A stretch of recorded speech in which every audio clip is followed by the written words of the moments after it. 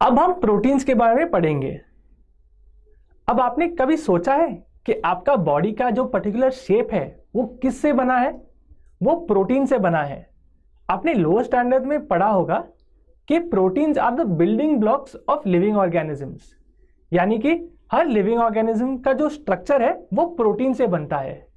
पर हमारे बॉडी में ये प्रोटीन्स आते कहाँ से है? ये बेसिकली आते हैं उन लिविंग ऑर्गेनिज्म से जो हमने पहले कभी खाए होंगे। तो हमारे बॉडी ने क्या किया?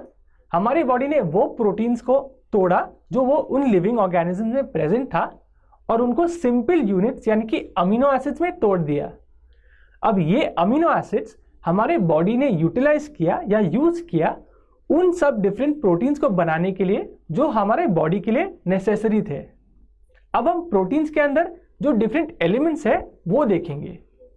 प्रोटीन्स में होता है कार्बन, हाइड्रोजन, ऑक्सीजन और नाइट्रोजन। अब इसके अलावा कुछ कुछ प्रोटीन्स में सल्फर और अदर एलिमेंट्स भी पाए जाते हैं।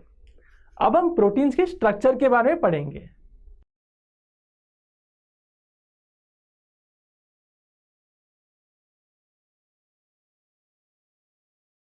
अब हम प्रोटीन के स्ट्रक्चर के बारे में पढ़ेंगे।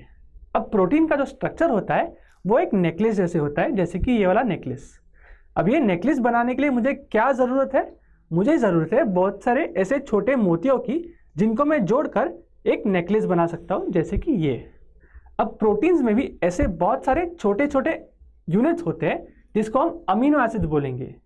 अब ये जब अमीनो एसिड जुड़ जाते हैं तो एक चेन फॉर्म होता है। इस चेन को हम बोलते हैं पॉलीपेप्टाइड चेन। अब इस पॉलीपेप्टाइड चेन को मैं प्रोटीन नहीं कह सकता। जब ये पॉलीपेप्टाइड चेन फोल्ड होता है और एक स्ट्रक्चर ऐसे अटेन कर लेता है, इस फोल्डेड स्ट्रक्चर को हम प्रोटीन कहेंगे। अब प्रोटीन्स में अमीनो एसिड जोड़ना इन मोतियों को जोड़ने जितना आसान नहीं होता है। अब हम देखेंगे कि दो अमीनो एसिड्स कैसे जुड़ते हैं। जैसे कि हमने देखा प्रोटीन्स बनते हैं अमीनो एसिड से। अब एक अमीनो एसिड क्या होता है हम वो देखेंगे। अमीनो एसिड एक स्ट्रक्चर होता है जैसे कि ये वाला। एक अमीनो एसिड में एक वेरिएबल R ग्रुप होता है, एक कार्बोक्सिलिक ग्रुप यानी कि C double bond O OH और एक अमीनो ग्रुप यानी कि NH2। अब इसमें जो R ग्रुप होता है, जो वेरिएबल ग्रुप होता है, ये 20 डिफरेंट वेरिएशंस में होता है, जिसकी वजह से हमें 20 डिफरेंट अमीनो एसिड्स मिलेंगे। अब यहाँ पर हम एक एक्टिविटी करेंगे जिसमें हम ये दो अमीनो एसिड्स को जोड़ेंगे और एक डाइपेप्टाइड फॉर्म करेंगे। इन दो अमीनो एसिड्स को जोड़कर जो बॉन्ड होगा वो होगा एक पेप्टाइड बॉन्ड। अब मैं चाहता हूं कि आप वीडियो पॉज करें और इस एक्टिविटी को करें।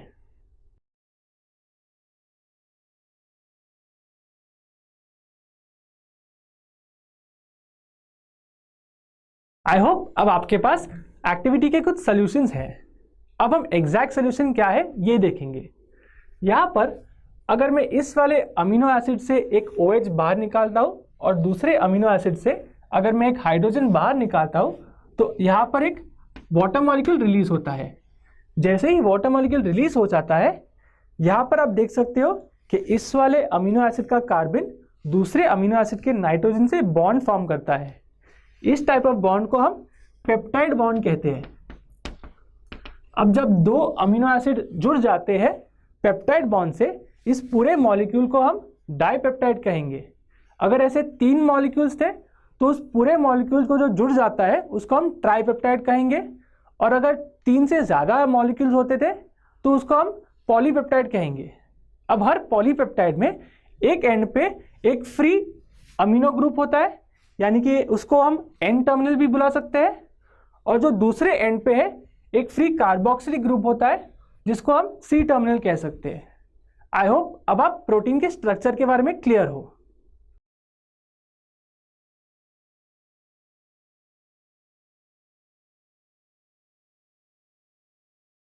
अमीनो एसिड्स 20 डिफरेंट टाइप्स के होते हैं जो कि प्रोटीन में पाए जाते हैं।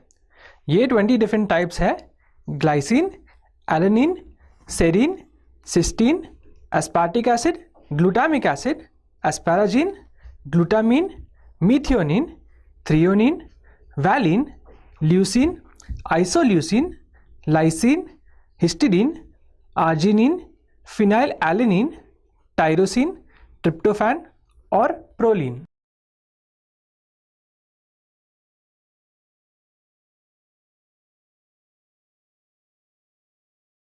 अब ये जो 20 डिफरेंट अमीनो एसिड्स है, इनको हम और 3 ग्रुप्स में बांट सकते हैं।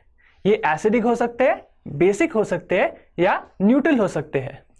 ये जो फर्स्ट अमीनो एसिड है, यहां पर आप देख सकते हो कि ये जो अमीनो ग्रुप है इसमें हाइड्रोजन ज्यादा है, इसीलिए ये पॉजिटिव चार्ज डेवलप करता है, यानी कि ये सोल्यूशन में हाइड्रोजन दे सकता है।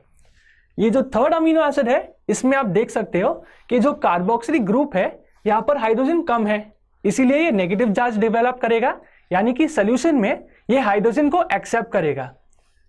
ये जो बीच वाला अमीनो एसिड है, इसमें आप देख सकते हो कि पॉजिटिव चार्ज भी है as well as negative charge भी है, इसीलिए इस अमीनो एसिड को हम न्यूट्रल अमीनो एसिड कह सकते हैं। अब एसिडिक अमीनो एसिड का एग्जाम्पल है aspartic acid, neutral amino acid का एग्जाम्पल है ग्लाइसिन और बेसिक अमीनो एसिड का एग्जाम्पल है लाइसिन। अब आगे जाकर हम प्रोटीन के क्लासिफिकेशन के बारे में पढ़ेंगे।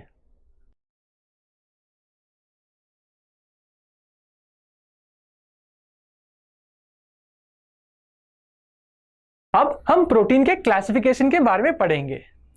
प्रोटीन के 2 क्लासेस है, सिंपल प्रोटीन्स और कॉन्जुगेटेड प्रोटीन्स। सिंपल प्रोटीन्स वो प्रोटीन होते हैं जो सिर्फ अमीनो एसिड्स या उनके डेरिवेटिव से बनते हैं। एक एग्जाम्पल सिंपल प्रोटीन का हिस्टोन है। हिस्टोन प्रोटीन्स वो प्रोटीन्स है जो डीएनए के पैकिंग में काम आते हैं। अब ये जो कॉन्जुगेटेड प्रोटीन है, इनके 2 पार्ट होते हैं, एक प्रोटीन पार्ट होता है और एक नॉन प्रोटीन पार्ट होता है, जिसे हम प्रोस्थेटिक ग्रुप बोल सकते हैं।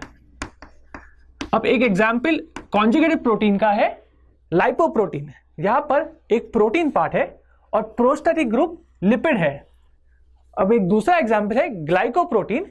इसमें यहां पर भी एक प्रोटीन पार्ट है और यहां पर प्रोस्थेटिक ग्रुप कार्बोहाइड्रेट है।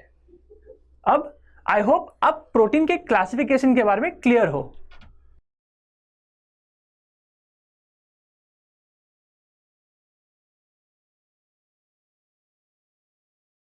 अब हम प्रोटीन के रोल के बारे में पढ़ेंगे। सबसे पहले एंजाइम्स वो प्रोटीन्स होते हैं जो हमारी बॉडी के अलग अलग रिएक्शंस को स्पीड अप करते हैं। अमाइलेज इसका एक एग्जाम्पल है जो कार्बोहाइड्रेट के ब्रेकडाउन को स्पीड अप करता है। नेक्स्ट है हॉर्मोन्स।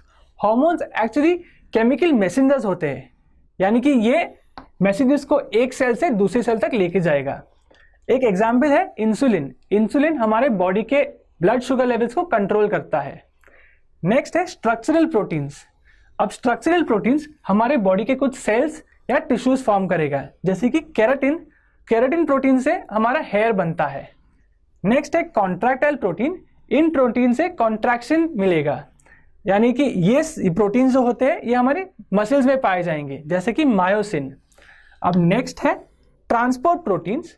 ये प्रोटीन्स चीजों को एक सेल से दूसरे सेल तक ले जाएंगे। अब हीमोग्लोबिन ऐसा प्रोटीन है जो हमारे बॉडी के हर एक सेल को ऑक्सीजन पहुंचाता है। सबसे लास्ट है डिफेंस प्रोटीन्स। अब ये प्रोटीन्स हमारी बॉडी को डिफेंड करेगा फॉरेन पार्टिकल से। इसका एक एग्जाम्पल है एंटीबॉडीज। अब आई होप आप क्लियर हो प्रोटीन्स के बारे में, प्रोटीन्स कैसे बनते हैं और उनका रोल क्या होता है।